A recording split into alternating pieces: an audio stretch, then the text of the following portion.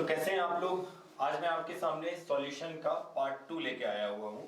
इससे रिलेटेड जो भी क्वेश्चंस हैं उनके बारे में हम लोग डिटेल में डिस्कस करेंगे, ठीक है ना। तो चलिए क्वेश्चन नंबर 1 बोल रहा है कि फाइंड कीजिए आप परसेंटेज डिसोसिएशन ऑफ कोई एक सॉल्ट हमको गिवन है MX3, है ना। कोई एक हमको सॉल्ट गिवन है जो कि क्या है MX3। सॉल्ट क्या रहते हैं, सॉल्ट जो कंप्लीटली आयनाइज हो सकते हैं उनको हम लोग क्या बोल देंगे यहाँ पर सॉल्ट। तो MX3 को आप वाटर में डालेंगे एक्वस में, तो ये M3 प्लस एक्वस बनाएगा और क्या बनाएगा 3x माइनस एक्वस, ठीक है ना। एक क्या हो जाएगा M3 प्लस एक्वस और एक 3x माइनस एक्वस, ठीक है। अब देखिए इसका एक मॉलिक्यूल अगर मैंने लेके रखा है तो ये टोटल नंबर ऑफ आयन कितने दे रहा है 4। कैसे पता भाई 4, एक ये और 3 ये, है ना। 1 प्लस 3 कितना हो जाएगा 4, तो n का वैल्यू यहां पर हो जाएगा 4, ठीक है। अब आपको एक वांट ऑफ फैक्टर गिवन है, वांट ऑफ फैक्टर बोला गया है कि i का वैल्यू है 2। i का वैल्यू 2 कहने का मतलब क्या है 1 plus n minus 1 into alpha. 1 plus n कितना है 4 माइनस 1 इंटू अल्फा, जहां अल्फा होता है डिग्री ऑफ डिसोसिएशन। यहां पर अल्फा क्या है, अल्फा है यहां पर डिग्री ऑफ डिसोसिएशन। इसको हम लोग बोलते हैं कि ये है वैल्यू अल्फा, ठीक है। तो इसको आगे चल के हम सॉल्व करेंगे, है ना। तो i का वैल्यू क्या हो जाएगा 2 इक्वल टू क्या हो जाएगा ये 1 प्लस 3 अल्फा। तो इसको सॉल्व कर लीजिए, तो ये 1 इक्वल टू हो जाएगा 3 अल्फा, अल्फा का वैल्यू हो जाएगा 1/3 या 0.3333, ठीक है।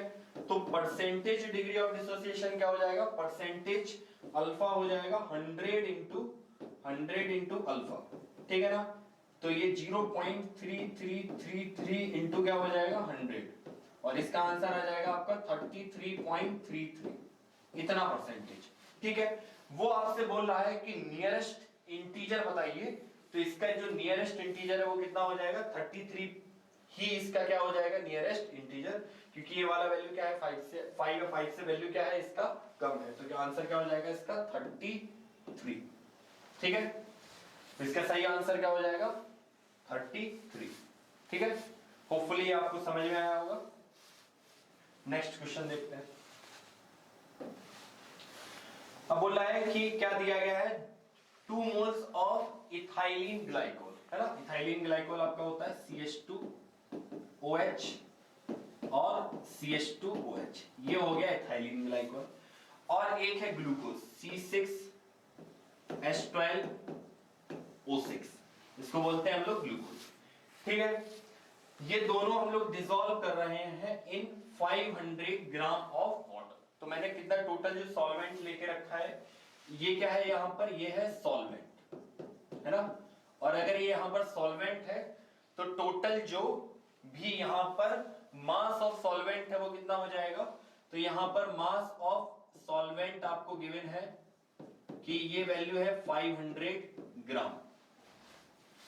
आपसे बोल रहा है कि जो रिजल्टेंट मिक्सचर है उसका, रिजल्टेंट सॉल्यूशन का आपको फाइनल बॉइलिंग पॉइंट बताना है ना। आपको क्या बताना है, final boiling point of resultant solution, ठीक है। हम लोग ये जानते हैं कि अगर मैं ऐसा कोई एक सॉल्यूट मिला दे रहा हूं, है ना, ठीक है ना। ऐसा मैंने क्या है कोई एक सॉल्यूट मिला दिया जो कि क्या है नॉन वोलेटाइल है, तो बेसिकली वो क्या करेगा, जो बॉइलिंग पॉइंट है किसका, सॉल्यूशन के बॉइलिंग पॉइंट को क्या कर देगा, वहां वो उसको इंक्रीज कर देगा, ठीक है ना।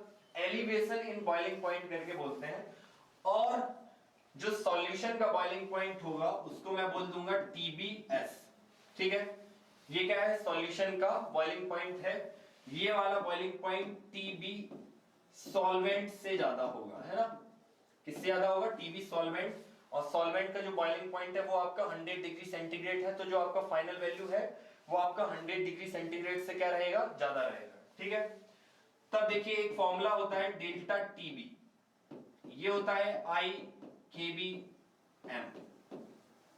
ठीक है। IKBM मान लेते हैं आपने कोई एक सॉल्यूट मिलाया है, तो उसके मिलाने पर कितना डेल्टा TB चेंज, कितना उसके बॉइलिंग पॉइंट में अंतर होगा, वही होगा डेल्टा TB। और डेल्टा TB कैसे लिखेंगे, TBS minus TB of not, ऐसा नॉट बोल दे रहा हूं मैं, टीबी सॉल्वेंट को ही क्या बोल दे रहा हूं, टीबी नॉट, ठीक। और आपको पता है कि जो वाटर का जो बॉइलिंग पॉइंट होता है वो कितना होता है, हम लोग जानते हैं बॉइलिंग पॉइंट ऑफ वाटर, ये आपका रहेगा टीबी सॉल्वेंट या वाटर आप बोल दीजिए यहां पर, ये होता है 100 डिग्री सेंटीग्रेड, ठीक है ना। या मैं इसमें 273.16 इसको मैं ऐड कर दूंगा तो ये बेसिकली क्या हो जाएगा 373.16 केल्विन, इतना आएगा। क्लियर है ये। अब देखिए आई, ये आई का वैल्यू यहां पर है ना, हम लोग देखेंगे बेसिकली आई वहां पर हम लोग पिक्चर में लेके आते हैं जब आपने कोई ऐसा सॉल्ट मिलाया होता जो मल्टीपल आयन में डिसोसिएट हो रहा होता है, जैसे हमने इसके पहले वाले क्वेश्चन में देखा हुआ था। बट यहां पर क्या है, ये सिंपली बस डिसॉल्व हो जाएगा, इसका एक मॉलिक्यूल ही रहेगा, वो मॉलिक्यूल आयंस में डिसोसिएट नहीं होगा। तो इस केस में आप कह सकते हैं कि जो आई का वैल्यू 1 है, आप आई लिखें या आई ना लिखें, कोई दिक्कत वाली बात नहीं होगा, ठीक है। लेकिन हाँ, यहां पर दो अलग अलग सॉल्यूट मैं मिला रहा हूं, तो दो अलग अलग सॉल्यूट के सम के बराबर ही होगा, ठीक है। तो मैं क्या कर दूं, Kb इंटू m है यहां पर मोलैलिटी, m क्या है यहां पर मोलैलिटी, मोलैलिटी होता है number of moles of solute, mole ही आपको गिवन है, कितना है mole of solute 2, divide by होता है mass of solvent in KG, तो मास ऑफ सॉल्वेंट कितना है 500 ग्राम, और ये केजी में कितना वैल्यू आएगा, ये केजी में वैल्यू आएगा आपका 0.5, ठीक है। और मैं दूसरे वाले को भी ऐड कर दूं Kb इंटू ये वाला वैल्यू भी कितना है 2/0.5, ठीक है, क्योंकि दोनों के मैंने मोल कितने लेके रखे हुए हैं, दोनों के मोल यहां पर सेम मोल ही लेके रखे हुए हैं, ठीक है ना। तो यहां Kb कॉमन ले लीजिए और ये 2 टाइम्स हो जाएगा, 2 टाइम्स ऑफ 2/0.5, ठीक है, कितना हो जाएगा Kb into 2 times of 2 upon में क्या हो जाएगा 0.5, ठीक है। अब Kb का यहां वैल्यू उठा के पुट कर दीजिए 0.52 इंटू 0.52 इंटू क्या हो जाएगा 2, ठीक है।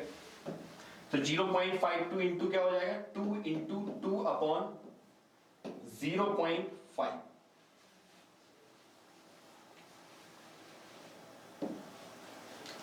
और ये वाला जो वैल्यू आएगा है ना, ये वाला वैल्यू आएगा आपका TbS माइनस Tb नॉट का जो वैल्यू है वो है 373.16, ठीक है। इसको आप बहुत ही इजीली कैलकुलेट कर सकते हैं, ठीक है ना, इसको आप बहुत ही इजीली कैलकुलेट कर सकते हैं, है ना। ये क्या हो जाएगा 4 इंटू 0.52 डिवाइड बाई 0.50, और ये हो जाएगा TbS माइनस 373.16, ठीक है। और ये वाली जो कैलकुलेशन इसको आप बहुत इजीली सॉल्व कर सकते हैं, ठीक है। और जैसे ही आप इसको सॉल्व करेंगे तो ये वाला वैल्यू आएगा आपका 4.16, और ये है TbS माइनस 373.16, तो यहां से जो TbS का वैल्यू है वो 373.16 प्लस 4.16, और ये आपका लगभग वैल्यू 37 है ना, 377.3 के समथिंग आ जाएगा, ठीक है ना। तो कितना आ जाएगा 377.3 के समथिंग आपका आंसर आ जाएगा, ठीक है ना। सिंपल सा ये कॉन्सेप्ट था, डेल्टा टीवी बराबर IKBM, ये है आपका elevation in boiling point, elevation in boiling point, ठीक है ना। और एलिवेशन इन बॉइलिंग पॉइंट ही हो रहा है, देखिए पहले कितना था 373.16, और फाइनली आप देखिए कितना आ रहा है 377.3, तो ये देखिए फाइनली जो हमारे पास आ रहा है वो जो वैल्यू है वो पहले की कंपैरिजन में ज्यादा वैल्यू है, और पहले की कंपैरिजन में ज्यादा वैल्यू ही यही बता रहा है कि बॉइलिंग पॉइंट में इंक्रीमेंट हुआ है ना, बॉइलिंग पॉइंट में एलिवेशन हमको देखने के लिए मिल रहा है, ठीक है ना। और ये इबुलोस्कोपिक जो कांस्टेंट आपको दिया गया है ये बेसिकली Kb ही आपको दिया हुआ है, ठीक है। क्लियर है? ठीक है, नेक्स्ट क्वेश्चन देखते हैं।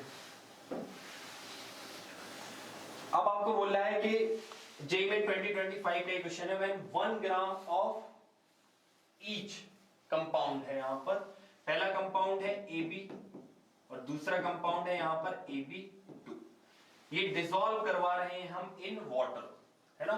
15 ग्राम वाटर में इनको हम डिसॉल्व करवा रहे हैं, ठीक है। They increased the boiling point of water by, इससे बॉइलिंग पॉइंट में इंक्रीमेंट आ रहा है 2.7 के और इससे आ रहा है 1.5 के।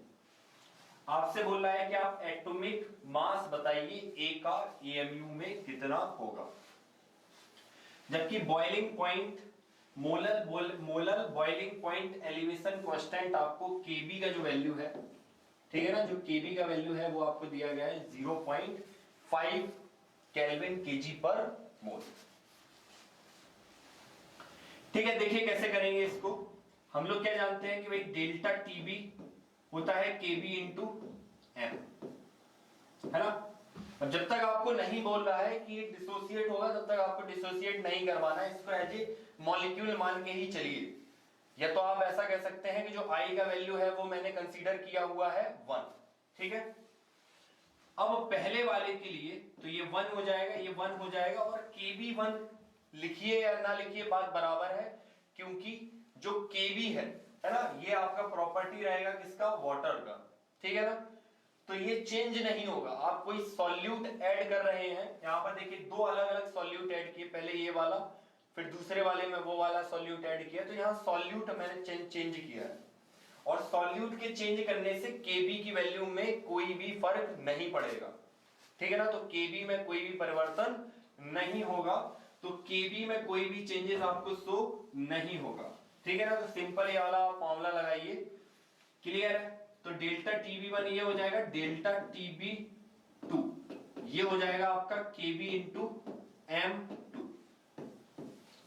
पहले के लिए क्या हो जाएगा, डेल्टा टीबी1 हो जाएगा केबी इंटू M1, दूसरे के लिए डेल्टा टीबी2 हो जाएगा केबी इंटू M2। अब पहले वाले के लिए देखिए 2.7 यहां बताया गया है और केबी कितना है 0.5। अब यहां ध्यान देने वाली बात है कि मोलैलिटी क्या होगा, तो मोलैलिटी होगा मोल्स ऑफ सॉल्यूट। मास यहां पर गिवन है, मोल हम लोग कैसे कैलकुलेट करेंगे, मास अपॉन इसका मॉलिक्यूलर वेट, और इसका जो मॉलिक्यूलर वेट है वो सम ऑफ ए का एटॉमिक मास प्लस बी के एटॉमिक मास के बराबर है। तो यहां देखिए 1 अपॉन क्या हो जाएगा, मॉलिक्यूलर वेट ऑफ ए, मान लेता हूं मैं मॉलिक्यूलर वेट ऑफ ए को मैं ए ही मान लेता हूं, ठीक है, और ये क्या हो जाएगा ए प्लस बी। समझ में आया ना, ठीक है। जहां पर ए को मैंने माना है कि ए है यहां पर एटॉमिक वेट ऑफ ए, और बी है यहां पर एटॉमिक वेट ऑफ बी। तो ए यहां एटॉमिक वेट ऑफ ए हो गया और बी यहां पर एटॉमिक वेट ऑफ बी हो गया। तो एक इक्वेशन मेरे पास ये आएगा, और एक इक्वेशन मैं कैसे लेके आऊं, फिर एक बार डेल्टा TB2 से दूसरा वाला इक्वेशन मैं लेके आऊंगा, तो वो क्या हो जाएगा 1.5 इक्वल टू 0.5 इंटू 1 अपॉन, ठीक है ना। अच्छा यहां पर मास भी मुझे लिखना होगा, ठीक है ना। तो मास ऑफ वाटर कितना है 15, तो इसको और मॉडिफाई कर देता हूं मैं, तो ये क्या हो जाएगा 15 अपॉन 1000, ठीक है। इसको इक्वेशन नंबर 1 बोल देते हैं, इतने को, क्लियर है। ऐसे ही मुझे ये लिखना है, तो ये क्या हो जाएगा a प्लस 2b, और इंटू क्या हो जाएगा 15 अपॉन ऊपर जाएगा कितना 1000, ठीक है ना। तो ये वाला वैल्यू कहीं भी चेंज नहीं हो रहा है। तो एक इक्वेशन ये आया, देखिए बहुत ध्यान से, एक इक्वेशन मेरे पास ये आया और एक इक्वेशन मेरे पास इक्वेशन नंबर 2, ठीक है ना। एक इक्वेशन नंबर 1 ये हो गया और इक्वेशन नंबर 2 ये हो गया, और दो इक्वेशन है मेरे पास, और अननोन यहां पर कितने हैं, देखिए 2 इक्वेशन है मेरे पास और अननोन भी कितने हैं, अननोन भी यहां पर 2 ही है।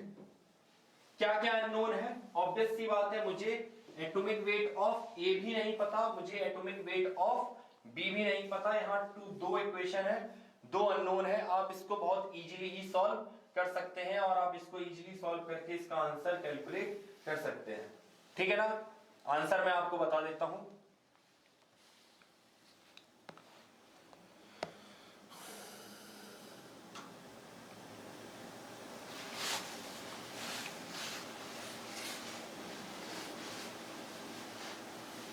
तो जो एटॉमिक मास ऑफ ए आएगा, तो जो एटॉमिक मास ऑफ ए आएगा, इसको आप सॉल्व करेंगे तो ये वाला जो वैल्यू है ना, तो ये लगभग 25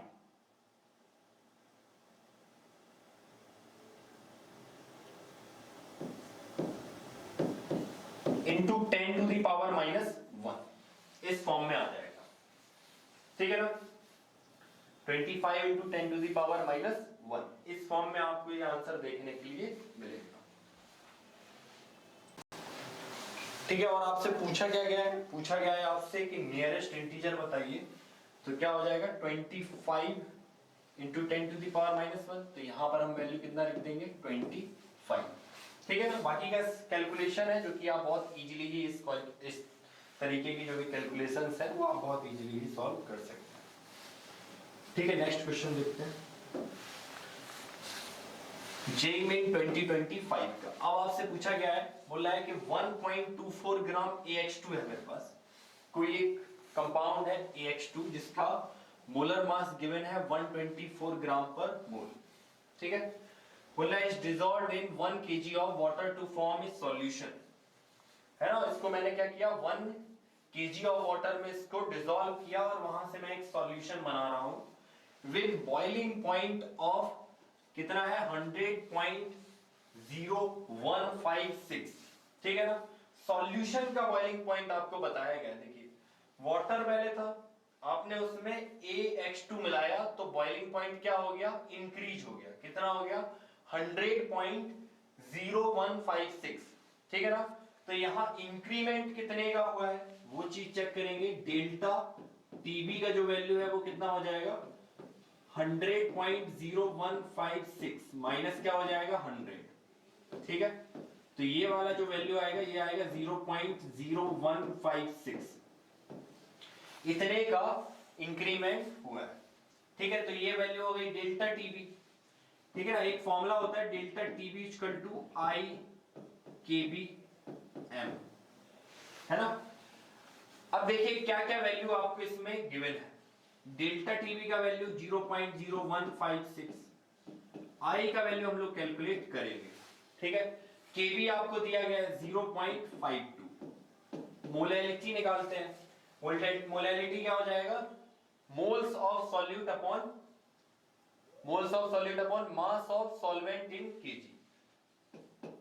तो मोल्स ऑफ सॉल्यूट 1.24 अपॉन क्या कर दूं मैं 124, और मास ऑफ सॉल्वेंट इन केजी में ही सॉल्वेंट गिवन है कितना 1, तो ये कितना वैल्यू आएगा। देखिए आई का वैल्यू यहां से आएगा, ये वैल्यू नीचे 100 आएगा, तो 100 का यहां मल्टीप्लाई होगा 0.0156 इंटू 100 अपॉन 0.52। ठीक है, इसको आप सॉल्व करेंगे तो आई का वैल्यू आपको 3 मिलेगा, कितना आ जाएगा 3। ठीक है, अब देखिए आई का वैल्यू 3 का मतलब क्या है, आई होता है कितने नंबर ऑफ पार्टिकल्स हैं after dissociation upon before dissociation. ठीक है, तो आई का वैल्यू अगर 3 है और हम लोग जानते हैं I equal to 1 plus n minus 1 into alpha होता है। ठीक है, अब अगर डिसोसिएट हो रहा है तो मैं कंप्लीटली डिसोसिएट मान ले रहा हूं, तो अल्फा की वैल्यू यहां से हम लोग कैलकुलेट करने की कोशिश करें। ठीक है ना, तो देखिए तो आई का वैल्यू आपको 3 दिया गया है, 1 प्लस अगर AX2 यहां अगर AX2 कंप्लीटली आयनाइज हो जा रहा है तो किसमें टूटेगा A2 माइनस प्लस, किसमें टूटेगा ये A2 minus plus 2x minus, तो यहां n का वैल्यू कितना हो जाएगा 3। ठीक है ना, 3 माइनस 1, और यहां अल्फा निकाल सकते हैं हम लोग, तो यहां अल्फा का वैल्यू कितना हो जाएगा 1। ठीक है ना, अल्फा का वैल्यू 1 ये बता रहा है कि हाँ ये कंप्लीटली आयनाइज हो जा रहा है, कंप्लीटली आयनाइज हो जा रहा है, और मैं जो ये लिखा हूं n का वैल्यू 3, तो ये वाली बात यहां पर क्या है सही है।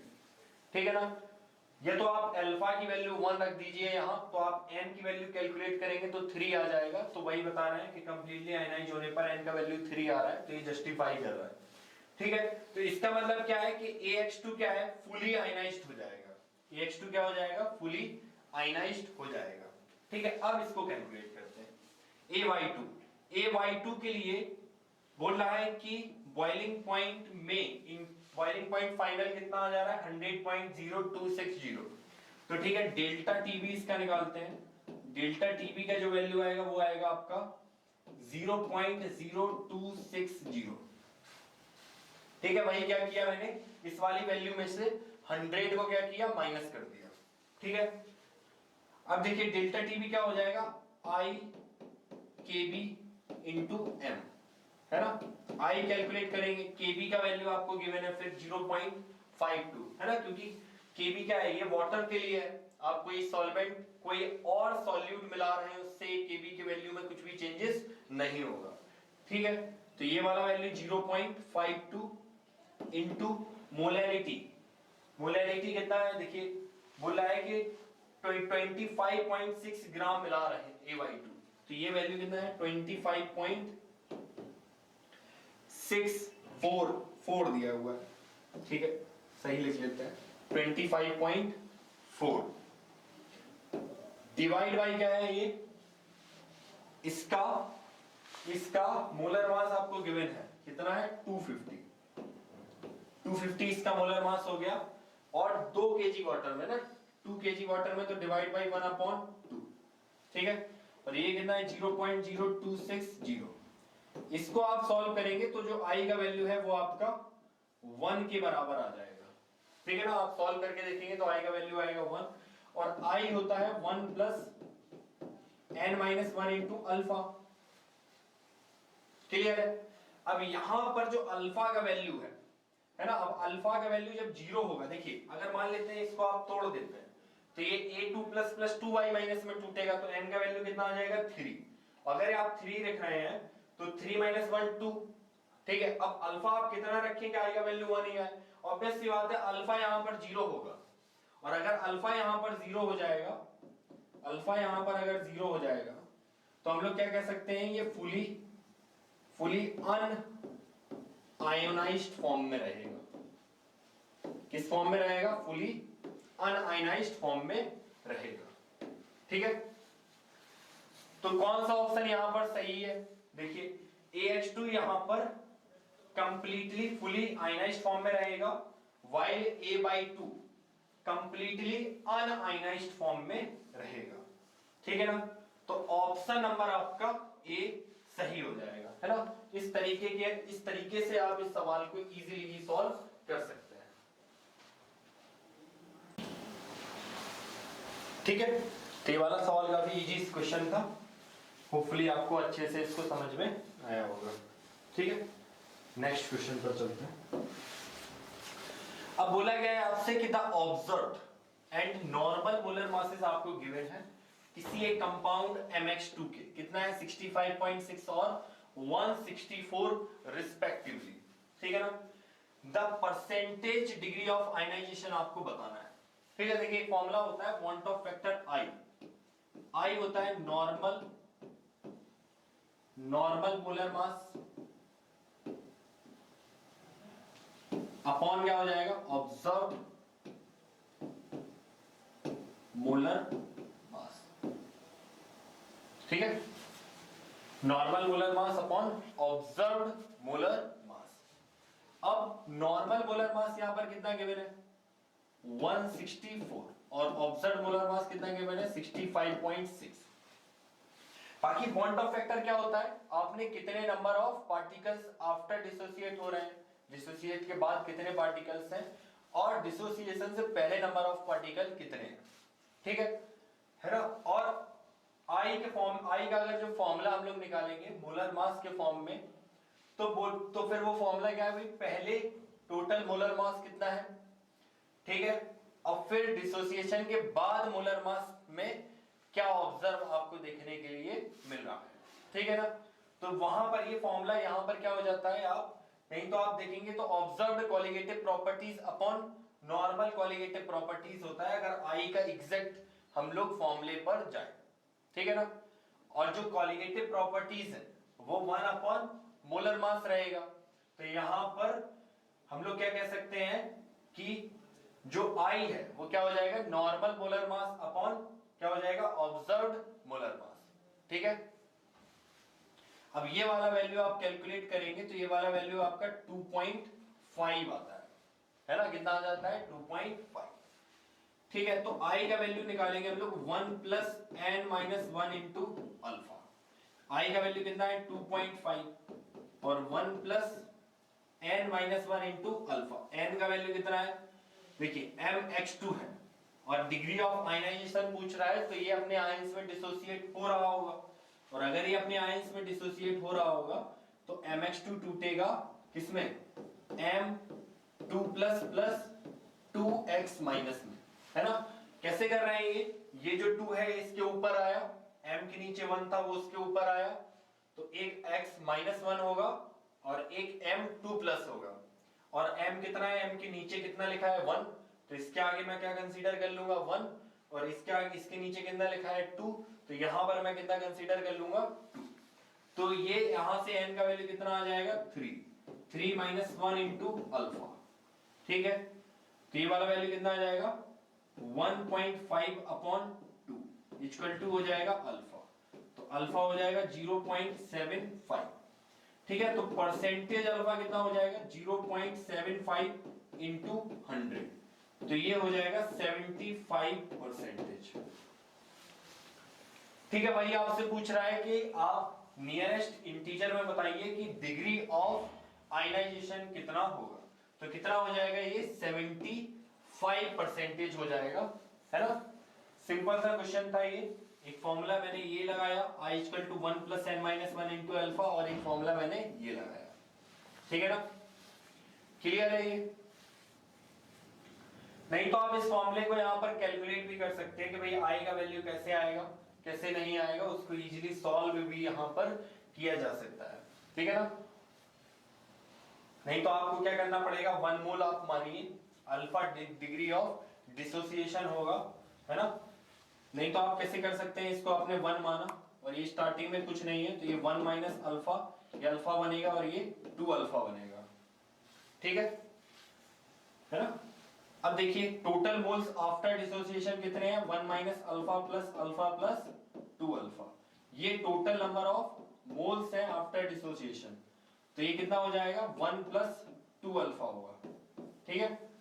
और बिफोर डिसोसिएशन कितने मोल्स है 1, और I होता है इन्हीं का ही रेशियो, है ना, इन्हीं का ही क्या हो जाएगा रेशियो होता है, total number of moles after dissociation upon क्या हो जाएगा total number of moles before dissociation, तो कितना हो जाएगा 1 प्लस 2 अल्फा अपॉन 1, ठीक है। तो I का वैल्यू क्या है 1 प्लस 2 अल्फा, और ध्यान से देखेंगे तो आप अगर इसको देखेंगे इस वाले एक्सप्रेशन को, है ना, तो यहां पर क्या लिखा है 1 प्लस 2 अल्फा ही लिखा है, वो 1 प्लस 2 अल्फा यहां से ही आया हुआ है, मतलब वो जो फॉर्मूला है वो इस तरीके से ही आता है, ठीक है। तो होपफुली आपको ये वाला सवाल बहुत अच्छे से समझ में आया होगा, ठीक है। तो क्या हो जाएगा इसका आंसर 75, ठीक है ना। नेक्स्ट क्वेश्चन देखते हैं।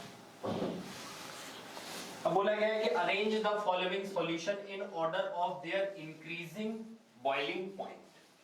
इंक्रीजिंग बॉइलिंग पॉइंट के ऑर्डर में आपको अरेंज करना है सॉल्यूशन को, ठीक है।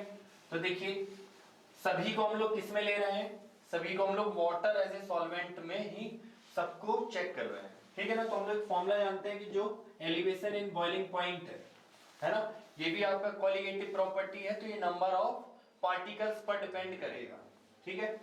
तो डेल्टा टीबी क्या हो जाएगा I केबी इंटू एम। अब मोलैलिटी क्या होता है, मोलैलिटी होता है यहां से देखिए I केबी इंटू मोलैलिटी होता है moles of solute upon mass of solvent in KG. अब देखिए बहुत ध्यान से, मैं अगर सभी में मास ऑफ सॉल्वेंट सेम मान के चल रहा हूं तो डेल्टा टीबी किसके प्रोपोर्शनल है n। अब हम लोग जानते हैं कंसंट्रेशन होता है n बाई वी, ठीक है ना, जहां पर v क्या है, v है volume of volume of solution, ठीक है ना। तो मतलब मैं यहां से कह सकता हूं कि कंसंट्रेशन इज प्रोपोर्शनल टू मोल है, ठीक है।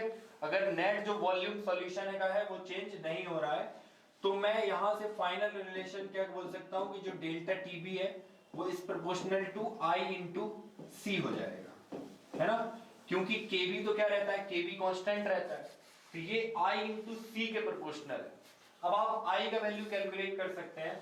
अगर NaCl के लिए मैं बात करूं, फॉर NaCl और अगर ये कंप्लीटली आयनाइज हो रहा है तो ये कितने आयंस में टूटेगा, ये टूटेगा Na प्लस Cl माइनस, तो यहां टोटल नंबर ऑफ आयन है 2, तो ये I क्या हो जाएगा 1 प्लस n का value 2 minus 1 into alpha, alpha 1 मान लेते हैं, तो जो I का वैल्यू है वो कितना हो जाएगा, वो I का वैल्यू हो जाएगा 2, ठीक है। तो I का वैल्यू यहां पर कितना है, I का वैल्यू यहां पर है 2 और C का वैल्यू तो आपको गिवन है ये कंसंट्रेशन ही, तो ये 2 into 10 to the power minus 4। अब यूरिया यहां डिसोसिएट नहीं होगा तो I का वैल्यू 1 ही होगा, है ना, तो 1 into 10 to the power minus 4, urea होता है NH2CONH2, ठीक है। इसको आप पानी में डालेंगे तो ये अपने आयंस में डिसोसिएट नहीं होगा। फिर NaCl के लिए वैल्यू कितना है 2 into 10 to the power minus 3 और ये 2 into 10 to the power minus 2, ऐसा, ठीक है ना। तो ये तो डेल्टा टीबी का ऑर्डर है ना। डेल्टा टीबी का अगर मैं ऑर्डर निकालूं, मतलब ज्यादा से कम की ओर मैं अरेंज करूं, तो डेल्टा टीबी है ना, delta TB is proportional to ये है, तो सबसे ज्यादा वैल्यू किसका है, डेल्टा टीबी 4 का, 2 into 10 to the power minus 2। फिर कितना वैल्यू है ये 2 into 10 to the power, delta TB फिर आएगा किसका 3 का। फिर डेल्टा टीबी किसका आएगा, देखिए 2 into ये ज्यादा बड़ा है इसके कंपैरिजन में, ऑप्शन नंबर बी के कंपैरिजन में, तो फिर ये आएगा डेल्टा टीबी 1, फिर आएगा आपका डेल्टा टीबी 2, क्लियर है। ये डेल्टा टीबी का ऑर्डर है। और हम लोग क्या जानते हैं, देखिए डेल्टा टीबी क्या होता है, डेल्टा टीबी होता है टीबी सॉल्यूशन माइनस टीबी आपका टीबी नॉट सॉल्वेंट का, है ना। अब देखिए टीबी नॉट का वैल्यू हर एक में सेम है, जिसका ये वाला वैल्यू ज्यादा होगा तो ऑब्वियस सी बात है उसके लिए टीबी सॉल्यूशन की वैल्यू भी क्या होगी, ज्यादा होगी, है ना। इसके ज्यादा होने से जब ये ज्यादा होगा टीबी सॉल्यूशन, तभी आप उसमें से कुछ माइनस कर रहे हैं, वो माइनस करने वाला वैल्यू अगर सेम है तो इसके ज्यादा होने से ही ये डेल्टा टीबी का वैल्यू क्या हो जाएगा, ज्यादा हो जाएगा, ठीक है। तो अभी आपसे सॉल्यूशन का ही बोल रहा है कि आप बढ़ते हुए क्रम में बताइए सॉल्यूशन कहां पर आपको ज्यादा देखने के लिए मिलेगा, ठीक है ना। तो मतलब आपको किसमें सॉल्यूशन का जो बॉइलिंग पॉइंट है वो ज्यादा देखने के लिए मिलेगा, तो जिसका डेल्टा टीबी ज्यादा होगा उसका बॉइलिंग पॉइंट सॉल्यूशन का ज्यादा होगा। तो जो ये मैंने ऑर्डर लिखा है यही ऑर्डर किसका है, बॉइलिंग पॉइंट का, ठीक है ना। तो हम लोग क्या बोल सकते हैं, TbS सॉल्यूशन का 4 के केस में ज्यादा है TbS सॉल्यूशन का 3 के केस से, ठीक है ना। इसका ज्यादा है TB सॉल्यूशन 1 के केस से और इसका ज्यादा है TB सॉल्यूशन 2 के केस से, ठीक है। अब देखिए कौन से ऑप्शन में ये चारों मैच कर रहे हैं, तो आप बहुत ध्यान से देखेंगे। तो 1 2 3 4 ये तो गलत हो गया, ये वाला भी गलत हो गया, ये वाला भी गलत हो गया, और ये 4 3 2 1 और 2, हाँ 4 3 1 और 2, तो सही ऑप्शन इसका क्या हो जाएगा, ऑप्शन नंबर डी इसका सही आंसर हो जाएगा, ठीक है ना। तो होपफुली आपको ये वाला क्वेश्चन समझ में आया होगा। देखिए तो आपको ये बहुत अच्छे से वाला क्वेश्चन समझ में आया होगा, ठीक है। नेक्स्ट क्वेश्चन देखते हैं। अब बोल रहा है कि consider the dissociation of weak acid. Weak acid का आप डिसोसिएशन कंसीडर करिए कुछ इस तरीके से, के इसका डिसोसिएशन कांस्टेंट गिवन है, के का value 1.2 into 10 to the power minus 5, ठीक है। तो देखिए कुछ इस तरीके से डिसोसिएट होता है, HX टूटेगा, किसमें टूटेगा, H प्लस X माइनस में। अगर ये C है, ये कुछ नहीं स्टार्टिंग में, तो जब ये तो T इक्वल टू 0 पर है, जब ये T equal to T equilibrium पर मैं बात करूंगा तो C1 माइनस अल्फा ये बनेगा C अल्फा और ये C अल्फा, यहां से जो K आएगा वो आएगा C स्क्वायर चाहे इसको मैं पूरा लिख ही देता हूं अभी, देखिए ध्यान से। तो ये C alpha into C alpha upon क्या हो जाएगा, सी इंटू 1 माइनस अल्फा, ठीक है ना। और ये हो जाएगा सी स्क्वायर अल्फा स्क्वायर अपॉन सी इंटू 1 माइनस अल्फा।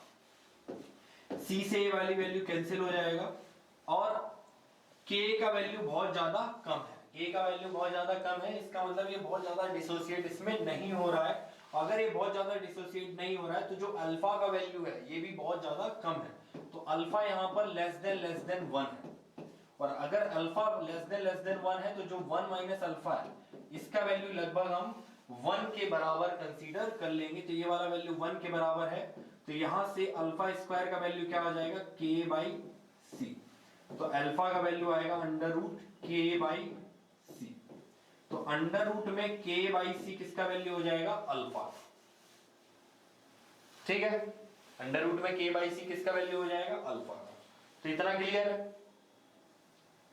अब देखिए बोल रहा है कि आप ऑस्मोटिक प्रेशर बताइए 0.03 m सॉल्यूशन का, ठीक है ना। अब यहां पर जो कंसंट्रेशन है, स्टार्टिंग जो कंसंट्रेशन है वो कितना गिवन है, स्टार्टिंग कंसंट्रेशन यहां पर C गिवन है। C का वैल्यू 0.03 है, तो यहां मैं बोल सकता हूं कि जो C का वैल्यू है, C का वैल्यू है 0.03, ठीक है ना। अब देखिए टोटल कंसंट्रेशन की अगर मैं बात करूं तो टोटल कंसंट्रेशन कितना आएगा, इक्विलिब्रियम पर टोटल कंसंट्रेशन आएगा C minus C alpha plus C alpha plus C alpha, ये दोनों कैंसिल हो जाएंगे तो ये C प्लस सी अल्फा के बराबर आएगा। C आप कॉमन ले लीजिए तो क्या आ जाएगा 1 प्लस अल्फा, ठीक है, इसके बराबर आएगा। अब अल्फा का वैल्यू क्या है, अंडर रूट के बाई सी। यहां से इसको चलिए सॉल्व करके देखते हैं। तो अंडर रूट में k का वैल्यू कितना है 1.2 into 10 to the power minus 5, ठीक है। और c का वैल्यू कितना है, c का वैल्यू है यहां पर 3 into 10 to the power minus 2, है ना। 0.03 मतलब 3 into 10 to the power minus 2, ठीक है। तो ये हो जाएगा आपका 12 into 10 to the power minus 6, clear है। और ये हो जाएगा 3 into 10 to the power minus 2, ऐसा, है ना। अब ये कितने बार जाएगा, ये 4 बार, और यहां पर ये कितना जाएगा, ये भी कितना जाएगा 10 टू द पावर माइनस 4 ये आएगा। तो ये वैल्यू कितना हो जाएगा 2 into 10 to the power minus 2। तो ये तो वैल्यू किसकी आ गई, अल्फा की, कितनी आ गई 2 into 10 to the power minus 2। तो यहां से हम लोग बोल सकते हैं कितना आ जाएगा, C का वैल्यू 0.03 और 1 plus 2 into 10 to the power minus 2।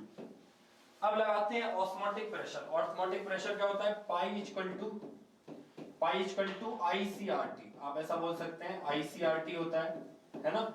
जितना ये डिसोसिएट हो रहा है और I वन टॉप फैक्टर, ठीक है ना।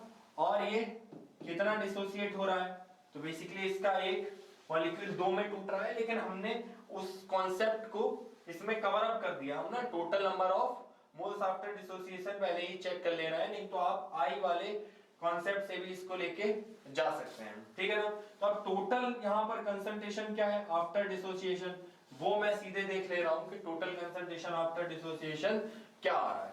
तो वो वैल्यू आ रहा है आपका 0.03 और 1 plus 2 into 10 to the power minus 2, ठीक है। और R का वैल्यू आपको गिवन है 0.083, तो ये आपको 0.083 गिवन है।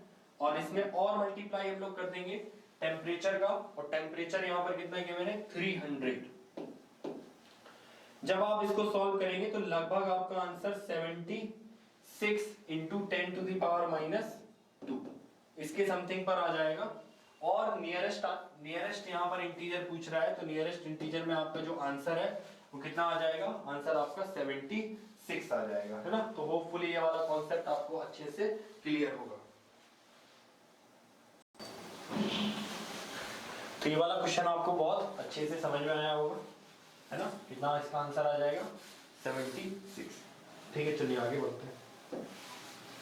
अब बोल रहा है कि एक आर्टिफिशियल सेल है, is made by इनकैप्सुलेटिंग 0.2 m glucose solution, है ना। कितना है ग्लूकोज सॉल्यूशन, तो कंसंट्रेशन हमको ग्लूकोज का दिया गया, इसको मान लेते हैं C1, ये वैल्यू है आपका 0.2 m। With a semi permeable membrane, है ना, इस तरीके का सेमी परमिएबल मेम्ब्रेन रहेगा जिसमें से ऑब्वियस सी बात है कि सॉल्वेंट पास कर पाएगा, सॉल्यूट पास नहीं करेगा।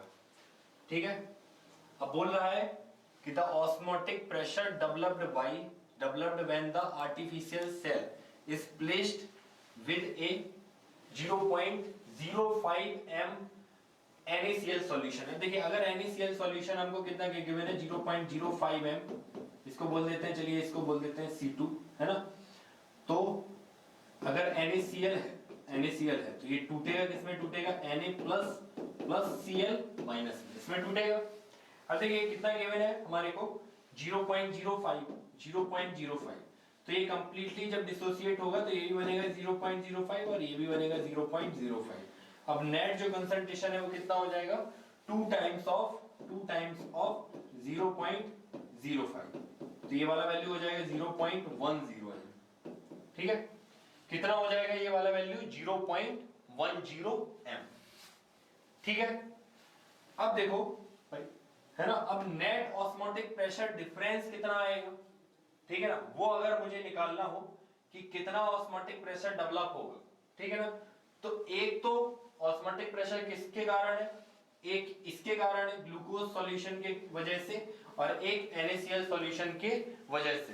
ठीक है, तब क्या हो जाएगा, देखिए आप जो पाई हो जाएगा ये हो जाएगा हमारा C1 minus C2 into RT, या आप C1 RT minus C2 RT भी बोल सकते हैं। और ये वाला वैल्यू कितना हो जाएगा 0.20 माइनस 0.10 और R का वैल्यू हमारे को कितना गिवन है 0.083। अब देखिए लीटर बार पर मोल इंटू केल्विन है ना, और कंसंट्रेशन होता है मोल पर लीटर, तो मोल पर लीटर, लीटर बार, लीटर पर मोल, ये आपस में कैंसिल हो जाएगा। और R का वैल्यू मैंने आपको लिख दिया ना, R की यूनिट कुछ कैंसिल यहां से होंगी, फिर टेम्परेचर आपको दिया गया 300 केल्विन, तो वो टेम्परेचर कैंसिल होगा, तो फाइनली आंसर आपका किस में आ जाएगा, बार में आ जाएगा। ठीक है ना, इसको आप सॉल्व कर सकते हैं, बड़ा इजीली ही आप इसको सॉल्व कर पाएंगे। जब आप इसको सॉल्व करेंगे तो आंसर आपका 2.49 बार मिलेगा। लेकिन वो आपसे पूछ रहा है कि answer dash into 10 to the power minus 1 बार में बताइए, तो ये कितना हो जाएगा 24.9 into 10 to the power minus 1 बार, और 24.9 जो नियरेस्ट इंटीजर है वो नियरेस्ट इंटीजर कितना हो जाएगा 25। ठीक है, तो ये बहुत ही सिंपल सा एक क्वेश्चन था ऑस्मोटिक प्रेशर के अंदर। उम्मीद करते हैं ये वाला क्वेश्चन आपको समझ में आया होगा। देखिए स्टेप बाय स्टेप ही मैंने इस सवाल को सॉल्व किया हुआ है। ठीक है, देखिए, ठीक है, तो इसका आंसर कितना हो जाएगा आपका 24.9, है ना, नियरेस्ट आंसर 25। ठीक है, नेक्स्ट क्वेश्चन पर चलते हैं। अब बोल रहा है कि आपको एक सॉल्यूशन फॉर्म हो रहा है, आपको बताना है कि highest depression in freezing point, है ना, या लोएस्ट फ्रीजिंग पॉइंट आपको बताना है कि किस में होगा। ठीक है, तो देखिए डेल्टा टीएफ क्या होता है, डेल्टा टीएफ हो जाएगा आई के एफ इंटू एम, क्या हो जाएगा आई के एफ इंटू एम। अब देखिए ये भी कॉलिगेटिव प्रॉपर्टी है, क्या है ये कॉलिगेटिव प्रॉपर्टी।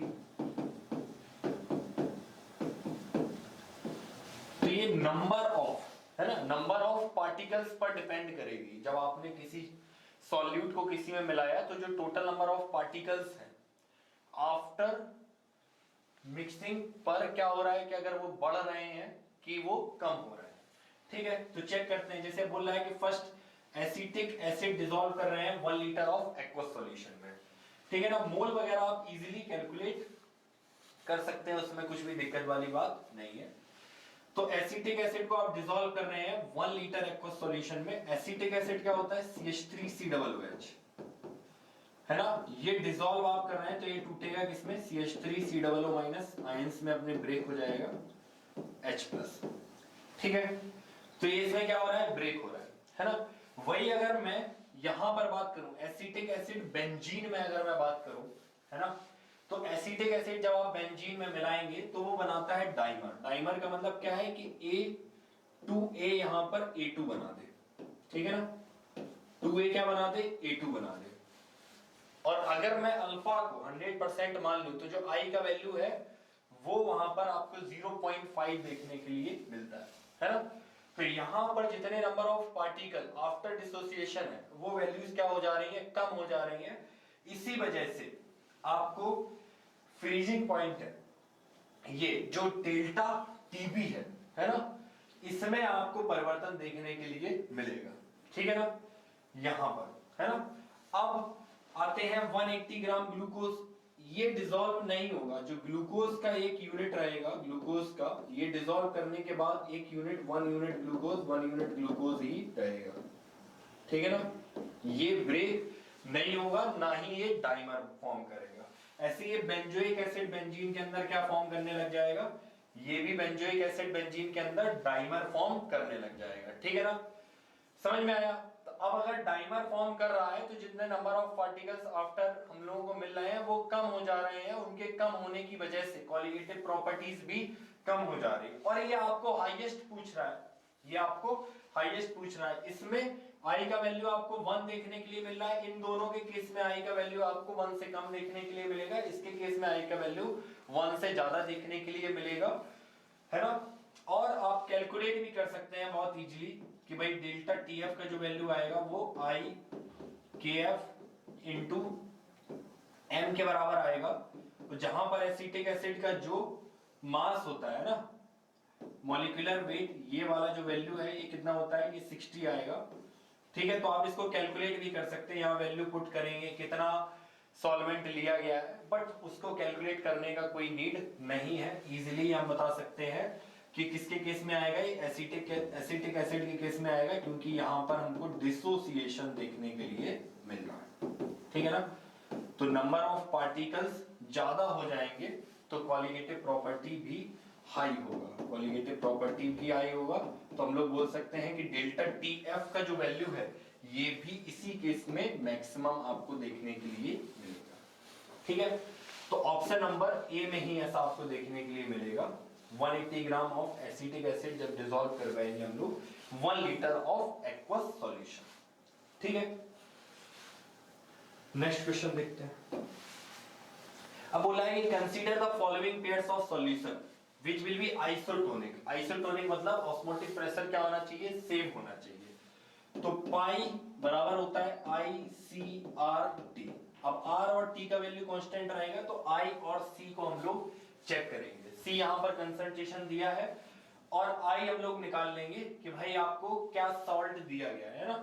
जैसे पहले वाले के में सोडियम क्लोराइड है, हम लोग जानते हैं कि ये अपने दो आयंस में टूटेगा, तो I का वैल्यू हो जाएगा 1 plus n minus 1 into alpha. जहां अल्फा मान लेते हैं 100% डिसोसिएट है, तो 1 प्लस n का वैल्यू कितना आएगा 2, 2 माइनस 1 इंटू अल्फा, अल्फा 1, तो ये हो जाएगा 1 प्लस 1, कितना हो जाएगा ये वाला वैल्यू 2। तो अब सिंपल आप यहां से देख के चेक कर सकते हैं कि NaCl दिया गया है तो फिर कितना वैल्यू है वहां पर 2, तो यहां वैल्यू कितना है 2, ठीक है ना। तो पहले वाले केस में NaCl के लिए 1 तो कंसंट्रेशन है, C इंटू आई का वैल्यू चेक कीजिए तो 1 इंटू 2, और यूरिया डिसोसिएट नहीं होगा, NH2CO NH2 ये डिसोसिएट नहीं होगा, तो उसके लिए I का वैल्यू कितना हो जाएगा 1, है ना। और यहां पर C का वैल्यू है 2, तो 1 इंटू 2, ठीक है ना। या आप बोल सकते हैं इसको 2 इंटू 1 भी बोल सकते हैं ना, आप इसको ऐसे लिख दीजिए 2 इंटू 1, ठीक है। तो 2 इंटू 1, और ये दोनों ही वैल्यू क्या है, सेम है, ये दोनों ही वैल्यू क्या है यहाँ पर सेम है, ठीक है ना। ये C है और ये I है, ये भी C है और ये कितना है, ये वाला वैल्यू I, ठीक। ऐसे ही दूसरे वाले केस में आप चेक कीजिए C इंटू I, C कितना दिया गया है 1 और I इसके लिए आएगा 3, और इसके लिए देखिए C का वैल्यू दिया है 1.5 और I का वैल्यू आएगा कितना 2, ठीक है ना। 3 और 1.5 इंटू 2, ये दोनों वैल्यू भी कितना है सेम है, 3 और 3। थर्ड वाले केस में आप चेक कीजिए C कितना है 1.5, ठीक है ना, C है हमारा 1.5 और इसका वैल्यू कितना है 4। सेकंड वाले केस में C का वैल्यू है 2 और I का वैल्यू कितना हो जाएगा 2 प्लस 1 3, ठीक है ना। Na2SO4 टूटेगा तो किस में टूटेगा 2Na plus plus 1SO4 2 minus, तो टोटल नंबर ऑफ हमारे पास क्या है, पार्टिकल आफ्टर डिसोसिएशन कितने आ जाएंगे, 2 + 1 3, ठीक है ना। ऐसे इसमें आप चेक कर सकते हैं, ये वाला वैल्यू कितना हो जाएगा 2.5 × 2 और ये आ जाएगा 1 × 2 और 3 5, और ये सभी वैल्यू आपस में क्या है, सेम। ऊपर वाला पेयर सेम है, ये वाला पेयर सेम है, ये वाला पेयर सेम है, ये वाला पेयर सेम है। तो सबके लिए जो पाई है, पाई फॉर ईच पेयर है ना, पाई फॉर ए में जितने भी पेयर हैं ए पर वो क्या है, सेम है, ठीक है ना। तो ये दोनों आपस में आइसोटोनिक है, हाँ ये दोनों आपस में आइसोटोनिक है। ए भी यहां पर क्या हो जाएगा, सही हो जाएगा। बी भी क्या आइसोटोनिक है, हाँ बी भी आइसोटोनिक है, बी भी सही है। क्या सी भी आइसोटोनिक है, सी भी आइसोटोनिक है, सी भी सही है। क्या डी भी आइसोटोनिक है, हाँ डी भी आइसोटोनिक है, और डी भी यहाँ पर सही हो जाएगा। तो नंबर ऑफ पेयर्स पूछ रहा है, तो टोटल नंबर ऑफ पेयर्स कितने हो जाएंगे, 4 यहाँ पर टोटल नंबर ऑफ पेयर्स हो जाएंगे, है ना। बहुत इजीली आप इस सवाल को सॉल्व कर सकते हैं, ठीक है। तो इस क्वेश्चन को बड़े इजीली आप सॉल्व कर सकते हैं, है ना। नेक्स्ट क्वेश्चन देखते हैं। अब आपको बोला गया है कि मैच कीजिए आप, मैच लिस्ट 1 एंड लिस्ट 2। पहला है वांट ऑफ फैक्टर आई। अभी तक मैंने आपको क्या बताया भाई, वांट ऑफ फैक्टर आई एक जगह पर आप देखेंगे तो क्या है, क्रायोस्कोपिक कांस्टेंट होता है, नहीं। आइसोटोनिक सॉल्यूशन होता है, नहीं। Want of factor normal molar mass upon abnormal molar mass हो जाएगा। तो ए का तो क्या आएगा, ए का हमको देखने के लिए मिल रहा है यहाँ पर 3, ठीक है। फिर बोल रहा है कि केएफ है ना, केएफ क्या होता है, क्रायोस्कोपिक कांस्टेंट। एक इब्लोस्कोपिक कांस्टेंट होता है वो के भी होता है, एक केएफ क्या हो जाएगा, क्रायोस्कोपिक कांस्टेंट। तो बी का यहाँ आंसर आएगा कौन सा, 1। फिर आते हैं ऑप्शन नंबर सी। यहाँ पर सी क्या दिया हुआ है, सॉल्यूशन में सेम ऑस्मोटिक प्रेशर। पीछे हम लोग अभी पढ़ के आए हैं कि सॉल्यूशन जिनका सेम ऑस्मोटिक प्रेशर होता है तो उनको हम लोग बोलते हैं आइसोटोनिक सॉल्यूशन। तो सी का क्या आएगा, सी का आएगा 2, ठीक है। फिर बोल रहे हैं डी, डी में बोल रहा है एजियोट्रॉप। एजियोट्रॉप कंपोजिशन यहां पर सेम कंपोजिशन रहेगा, वेपर फेज बोला है, solution with same composition of vapour above it. मतलब देखिए कहने का मतलब ये है कि एक्स ए और वाई ए, है ना, एक्स ए वाई ए के बराबर हो जाए, ठीक है ना। अब आप कोई भी, है ना, दो सॉल्यूशन को आप क्या कर रहे हैं, दो कंपोनेंट को आप सेपरेट कर रहे हैं, और आप देख रहे हैं कि जो एक्स ए है और जो वाई ए है वो चेंज ही नहीं हो रहा है। तो इसका मतलब क्या है कि आप सॉल्यूशन को सिंपल डिस्टिलेशन से उस सॉल्यूशन को सेपरेट नहीं कर सकते। वहां पर एक्चुअली में एजियोट्रॉप बन गया है ना, एजियोट्रॉपिक मिक्सचर बोलते हैं, एजियोट्रॉप बन गया है। अब आप उसको सिंपल डिस्टिलेशन से उसको सेपरेट नहीं कर सकते हैं, उसके लिए आप थर्ड कंपोनेंट को ऐड करते हैं, इंट्रेनर, वहां से उसको सेपरेट करते हैं, ठीक है ना। तो ये हमको ये 4 ऑप्शन में थर्ड का ये डी का कौन सा हो जाएगा, डी का यहां पर हो जाएगा ऑप्शन नंबर 4, ठीक। अब देखिए यहां आपको मैच करना है, तो 3, 1, 2 और 4, 3, 1, 2, 4 आपका ऑप्शन नंबर ए में ही है, ठीक है ना, और किसी में 3, 1, 2 और 4 नहीं है, ठीक है ना। सिंपल सा क्वेश्चन था ये, एकदम बेसिक ऑब्जेक्टिव टाइप का क्वेश्चन था, सिंपल क्वेश्चन। आपको कुछ भी आपको पता है, एक दो भी आपको पता है, तब भी मैक्सिमम आप बना सकते हैं, क्योंकि देखिए यहाँ पर ऑप्शन नंबर सी में यहाँ ट्रैप किया है, और सी में सॉल्यूशन में सेम ऑस्मोटिक प्रेशर का सी का कौन सा हो जाएगा, सी का 2, है ना। तो सी का 2 ऑप्शन नंबर ए में दिया है और डी में दिया है। फिर आप बी को चेक कर लीजिए, चाहे ए को चेक कर लीजिए, तो इजीली आप इसको, है ना, सॉल्व कर सकते हैं, है ना, ठीक है। चलिए नेक्स्ट क्वेश्चन देखते हैं। अब बोला गया है कि O2 gas is bubbled through water at 303 kelvin. कितने पर, 303 केल्विन। आपको बता रहा है, आपको पूछ रहा है the number of millimoles of O2 that dissolve in 1 litre of water, ठीक है। हेनरीज लॉ का सवाल है, तो P बराबर क्या हो जाएगा, KH इंटू X, ठीक है। अब कितना आप प्रेशर लगा रहे हैं किसी गैस का, वो डिपेंड करेगा उस बात पर कि आप कितना उसमें डिसॉल्व करवाना चाहते हैं। जितना अमाउंट में आप डिसॉल्व करवाना चाहेंगे, आपको क्या करना पड़ेगा, लिक्विड के ऊपर उतना ही प्रेशर आपको यहाँ पर एक्सर्ट करना पड़ेगा उस गैस का, और उतने ही हिसाब से आप उसको डिसॉल्व करवा ले जाएंगे। तो जो प्रेशर है वो x के प्रोपोर्शनल होता है। है ना, और x यहाँ पर क्या है, mole fraction of that gas, जो भी आप डिसॉल्व करवाना चाहते हैं इन लिक्विड में, ठीक है ना। तो P इक्वल टू क्या हो जाएगा, KH इंटू एक्स, ठीक। अब देखिए x तो क्या है यहाँ पर, मोल फ्रैक्शन है ना, x क्या है यहाँ पर, मोल फ्रैक्शन। और मोल फ्रैक्शन क्या हो जाएगा, मोल फ्रैक्शन होता है n ऑफ सॉल्यूट अपॉन क्या हो जाएगा, n of solute plus n of solvent, ठीक है। अब देखिए 1 लीटर ऑफ वाटर लेके रखा है, ठीक है ना, 1 लीटर ऑफ वाटर, 1 लीटर में कितना होता है, 1 लीटर में हो जाएगा आपका 1000 ml ऑफ वाटर, और वाटर का जो डेंसिटी होता है 1 ग्राम पर ml होगा। अब 1 ग्राम पर ml होगा तो मतलब 1000 ग्राम हमको क्या है, वाटर गिवन है, ठीक है।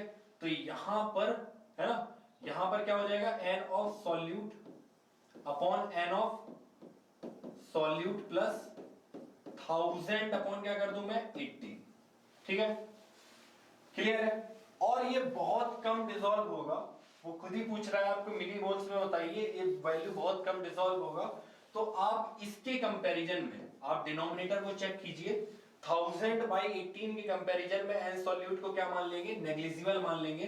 तो यहां पर जो फाइनली मिलेगा क्या, वो मिलेगा आपको n of solute upon 1000/18, clear है, n ऑफ सॉल्यूट अपॉन 1000/18 आपको देखने के लिए मिलेगा, ठीक है। अब देखिए बोल रहा है आपसे कि पार्शियल प्रेशर ऑफ O2 कितना है, 0.920 बार, है ना, यहां पर ये पार्शियल प्रेशर ही लिखा हुआ है, और KH का आपको वैल्यू बताया गया है, KH का वैल्यू कितना है 46.82, लेकिन ये किलो बार है, आपको इसमें बार में बदलना पड़ेगा, तो 10⁻³ से मैं क्या कर दूं, मल्टीप्लाई कर दूं। तो देखिए ये वाला बार और ये वाला भी यूनिट क्या हो गया, बार, बार से बार कैंसिल हो जाएगा, और मोल फ्रैक्शन क्या होता है, यूनिटलेस, तो मोल फ्रैक्शन का कोई भी यूनिट नहीं आएगा, तो ये हो जाएगा n of solute upon 1000/18, clear है। और यहां से आप easily he n of solute निकाल सकते हैं, 10⁻³ से 10⁻³ कैंसिल हो जाएगा, तो यहां से n ऑफ सॉल्यूट क्या आ जाएगा, n ऑफ सॉल्यूट आएगा आपका 0.920 डिवाइड बाई 46.82, है ना, और ये 18 ऊपर जाएगा और 18 यहां पर आ जाएगा नीचे, ठीक है ना, ये क्लियर। तो यहां से आप n सॉल्यूट निकाल लेना। फिर बोल रहा है कि आप नियरेस्ट इंटीजर क्या होगा, तो नियरेस्ट इंटीजर में आप उसकी वैल्यू इजीली ही बता सकते हैं, ठीक है ना, क्लियर है। और आपसे क्या पूछ रहा है, आपसे पूछ रहा है मिलीमोल्स, तो यहां से हम लोग जो कैलकुलेट करेंगे ये एक्चुअली मोल्स आ रहे हैं, ये क्या आ रहे हैं, मोल्स, और मिलीमोल्स लाने के लिए मैं क्या करूंगा, मिलीमोल्स लाने के लिए मैं इसमें क्या कर दूंगा, नंबर ऑफ मिलीमोल्स लाने के लिए, नंबर ऑफ मिलीमोल्स लाने के लिए मैं इसमें मल्टीप्लाई कर दूंगा, 0.90 इंटू क्या कर दूंगा 1000, ठीक है, डिवाइड बाई 46.82 इंटू 10, ठीक है ना। और आप इस कैलकुलेशन को इजीली सॉल्व कर सकते हैं, ठीक है। तो इसका आंसर आप इजीली कैलकुलेट कर सकते हैं, तो इसका आंसर लगभग में कितना आ जाएगा, 1, ठीक है। तो नियरेस्ट इंटीजर क्या हो जाएगा, 1, है ना। होपफुली ये आपको कॉन्सेप्ट इजीली ही समझ में आया होगा, एक सिर्फ एक फॉर्मूला लगाना था, उससे हम लोग इसको सॉल्व कर सकते हैं, ठीक है, क्लियर है। चलिए आगे बढ़ते हैं। अब हमको बोला गया कि CO2 gas is bubbled through water, है ना, during a soft drink manufacturing करते हैं ना हम लोग, हाई प्रेशर पे क्या करेंगे, CO2 को डिसॉल्व करवाएंगे वाटर के अंदर। In manufacturing process at 298 Kelvin, if CO2 exert a partial pressure of, CO2 का partial pressure दिया गया कितना, 0.835 बार, ठीक है, कितना दिया है, 0.835 बार। अब देखो P क्या हो जाएगा, P हो जाएगा यहां पर KH इंटू एक्स, क्लियर है। अब यहां पर बहुत ध्यान से देखिए, 0.9 लीटर यहां वाटर दिया गया है, 0.9 लीटर मतलब 0.9 इंटू 1000 ml वाटर, तो ये हो जाएगा 900 ml वाटर, 900 ग्राम वाटर, ठीक है। और KH का आपको वैल्यू दिया गया है, ठीक है, आपको KH का वैल्यू गिवन है। हेनरीज लॉ कांस्टेंट आपको गिवन है 1.67 × 10⁻³ बार, है ना। सेम उसी कॉन्सेप्ट पर ये भी सवाल है। x क्या हो जाएगा, मोल्स इसके n सॉल्यूट डिवाइड बाई, ठीक है ना, divide by n solute plus n solvent, और n सॉल्वेंट कितना है 900/18, ठीक है। और ये प्रेशर आपको दिया गया 0.835, है ना, क्लियर है। ये यहां से आप n सॉल्यूट का वैल्यू निकाल सकते हैं। n सॉल्यूट क्या हो जाएगा 0.835 अपॉन 1.67 × 10⁻³ है ना, और क्या हो जाएगा, और ये हो जाएगा इंटू 900/18, ठीक है। तो यहां से n सॉल्यूट आप निकालिएगा, सिंपल कैलकुलेशन है, इससे यहां से आप n सॉल्यूट निकालेंगे तो वो 0.025 आएगा, ठीक है ना। कितना आ जाएगा 0.025। बट यहां पर बोल रहा है कि आप x क्या आएगा, x मिलीमोल डिसॉल्व करवा पाएंगे। तो ये तो क्या है, इतने मोल है, मिलीमोल में कितना आएगा, तो n सॉल्यूट मिलीमोल में आ जाएगा। n सॉल्यूट हो जाएगा 0.025 × 1000, तो ये कितना हो जाएगा 25 मिलीमोल्स, ठीक है, 25 मिलीमोल्स, है ना, मिलीमोल। और आपसे x का ही वैल्यू पूछ रहा है नियरेस्ट इंटीजर में, तो ये वाला वैल्यू हो जाएगा 25, क्लियर है। तो यहां पर भी हम लोगों ने एक फॉर्मूला लगाया P = KH × x, और वहां से सिंपल यहां पर वैल्यूज को हम लोग पुट करते चले गए। आखिरी में आपको थोड़ा बहुत कैलकुलेशन करना पड़ेगा। यहां मैंने अप्रोक्सीमेशन किया है, नहीं तो आप मोल फ्रैक्शन कहेंगे कि नहीं सर ये ऐसा नहीं होता। तो ऑब्वियस सी बात है, मैंने n सॉल्यूट यहां पर लिखा है, n सॉल्यूट, और इसको मैंने क्या किया, इसके रिस्पेक्ट में इस वैल्यू को क्या कर दिया है, 0 कर दिया है। खुद ही आप देखिए जो फाइनल आंसर आ भी रहा है, आप इसको अगर प्रॉपर सॉल्व भी करेंगे फिर भी जो फाइनल आंसर आएगा वो लगभग इसके बराबर आ रहा है। और यहाँ पर क्या है, ये 900/18 है, और इसका वैल्यू है ना, इसका वैल्यू ऑब्वियस सी बात है कि 0.025 से तो बहुत ज्यादा है, तो इसके कंपैरिजन में ये वाली वैल्यू को हम लोग नेग्लिजिबल मान लेंगे। उसके बाद इजीली हम इसको सॉल्व कर सकते हैं, और आप सॉल्व करते चले जाएंगे तो आपका आंसर आ जाएगा, ठीक है ना, ठीक है, ठीक है। तो उम्मीद करते हैं कि आपको ये वाला लेक्चर बहुत अच्छे से समझ में आया होगा, है ना। अगर आपको अच्छा लगा तो इस लेक्चर को आप लाइक कीजिए, अपने दोस्तों में शेयर कीजिए, और इस चैनल को आप सब्सक्राइब करके रखिए। और इसी तरीके की अच्छी अच्छी जो वीडियोस है, इंफॉर्मेटिव वीडियोस हम लोग लाते रहते हैं, है ना। तो इसको जितना ज़्यादा आप शेयर कर सकते हैं शेयर कीजिए। वीडियो देखने के लिए धन्यवाद, थैंक यू।